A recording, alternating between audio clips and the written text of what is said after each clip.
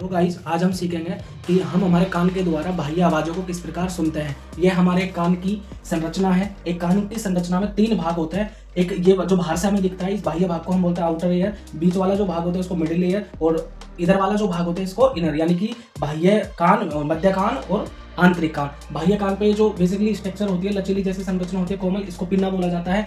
Pin, और ये वाली जो संरचना है इसको ऑडिटरी कैनाल बोला जाता है। पिन्ना से आवाज, यहाँ से आवाज प्रवेश करती है पूरी इकट्ठा होते हुए और ऑडिटर कैनाल में जाती है। ऑडिटर कैनाल से एयर ड्रम में जाती है। एयर ड्रम को हम पर्दा बोलते हैं कान का। और यहाँ से जो ये बीच वाला भाग है ना, यहाँ तक हमारी उंगली आसानी से जा सकती है, और इसको हम बोलते हैं कि यहाँ मैल का निर्माण होता है जिसको हम बाहर निकालते हैं।